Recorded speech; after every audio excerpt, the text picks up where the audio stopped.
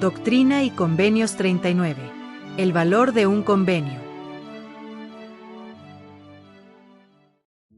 Versículo 4. Llegar a ser mis hijos. Joseph Fielding Smith dijo: El Salvador llega a ser nuestro Padre, en el sentido en que el término se utiliza en las Escrituras, porque nos ofrece vida eterna, mediante la expiación que efectuó por nosotros.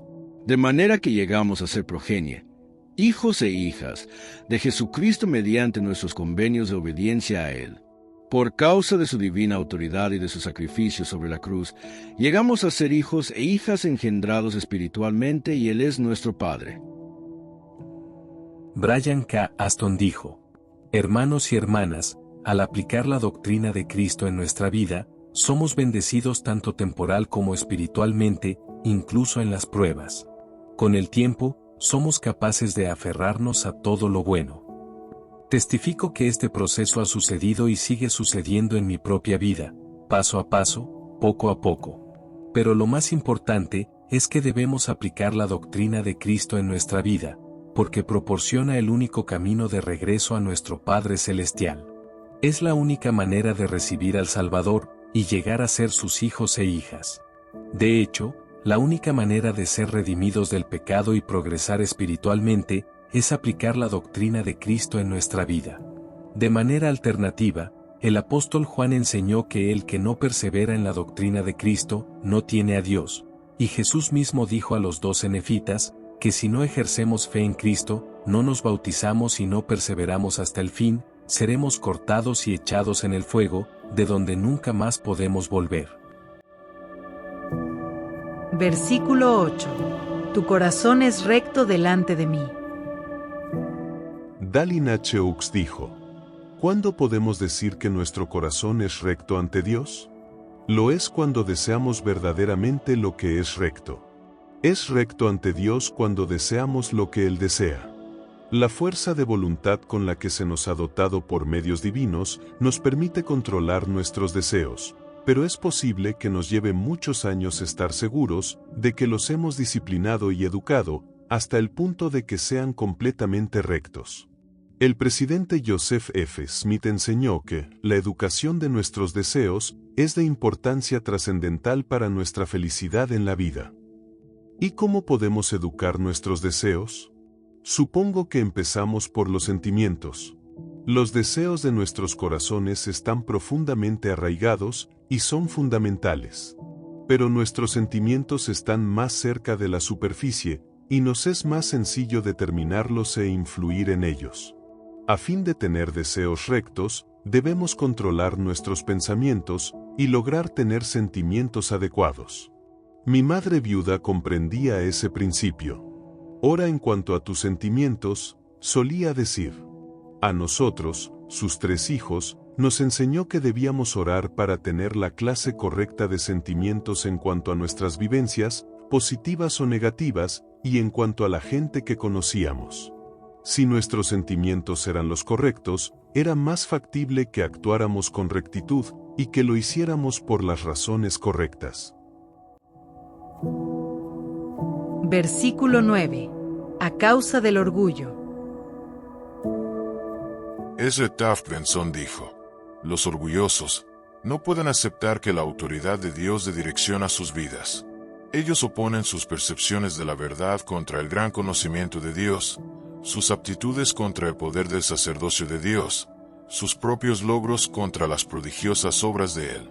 Los orgullosos quieren que Dios esté de acuerdo con ellos, pero no tienen interés en cambiar de opinión para que la suya esté de acuerdo con la de Dios. El orgulloso no acepta mansamente los consejos ni la corrección. Se pone a la defensiva para justificar sus debilidades y sus faltas. El orgulloso no es fácil de enseñar. No cambia su manera de pensar para aceptar la verdad, porque eso implicaría que ha estado equivocado. Los afanes del mundo. Joseph B. Wirthlin dijo: En la parábola del sembrador, el Salvador señala 3 obstáculos para la perseverancia que pueden corroer el alma y detener el progreso eterno. El primer obstáculo para la perseverancia, los afanes del mundo, es, esencialmente, el orgullo, el cual se manifiesta de muchas maneras destructivas. Por ejemplo, el orgullo intelectual es muy común en nuestros días. Algunas personas se ensalzan por encima de Dios y sus siervos ungidos, por motivo de su conocimiento y sus logros académicos. Nunca debemos permitir que nuestro intelecto tome prioridad sobre nuestro espíritu. El intelecto puede alimentar al espíritu, y viceversa, pero si dejamos que el intelecto tome precedencia sobre el espíritu, tropezaremos, criticaremos, y quizás hasta perdamos el testimonio. El conocimiento es muy importante, y es una de las pocas cosas que nos acompañará a la vida siguiente, por lo que siempre debemos estar aprendiendo. Sin embargo, debemos tener cuidado de no descuidar la fe al hacerlo, porque la fe en realidad aumenta nuestra habilidad para aprender. Versículo 12. El poder descansará sobre ti. Joseph B. Wirthlin dijo, como se describe en una revelación dada por medio del profeta José Smith a James Covell, quien había sido ministro bautista durante 40 años, el primer paso para convertirse en santo de los últimos días, según consta en Doctrina y Convenios 39, es aceptar verdaderamente el Evangelio, del cual el Señor dice, y este es mi Evangelio, el arrepentimiento y el bautismo en agua, y luego viene el bautismo de fuego y el Espíritu Santo, sí, el Consolador, que muestra todas las cosas y enséñalas. Cosas apacibles del reino.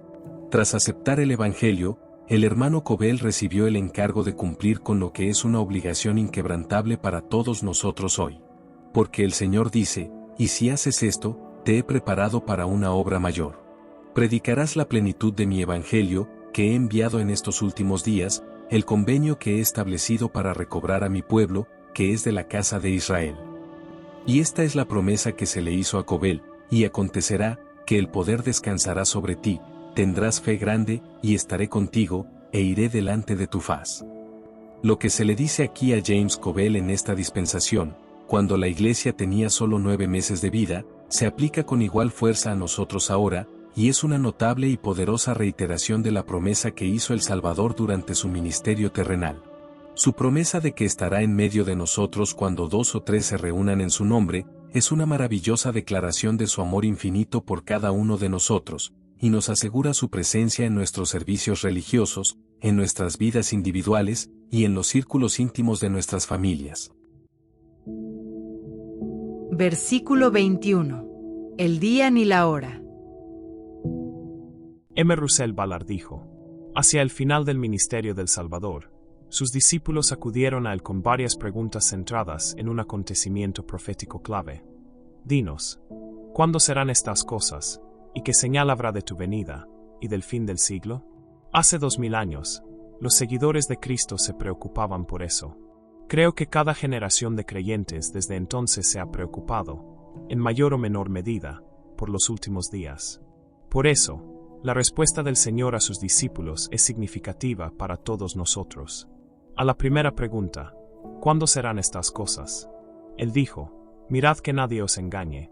Esto es muy significativo, porque vendrán muchos en mi nombre, diciendo, yo soy el Cristo, y engañarán a muchos. Y oiréis de guerras y rumores de guerras.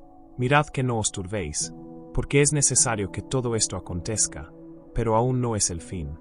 Porque se levantará nación contra nación, y reino contra reino, y habrá pestes, y hambres, y terremotos en diferentes lugares. Algunas de estas cosas parecen estar ocurriendo con una regularidad cada vez mayor. Si midiéramos los desastres naturales ocurridos en el mundo durante los últimos 10 años, y los graficamos año por año, observaríamos una aceleración. La tierra retumba, y los terremotos ocurren en diversos lugares.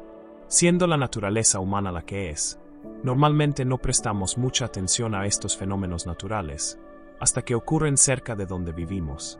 Pero cuando contemplamos lo que ha sucedido durante la última década, no solo con terremotos, sino también con huracanes, inundaciones, tornados, erupciones volcánicas y cosas similares, vemos un patrón acelerado. Podemos usar estos datos científicos para extrapolar la probabilidad de que la segunda venida ocurra en los próximos años, la próxima década o el próximo siglo. En realidad no.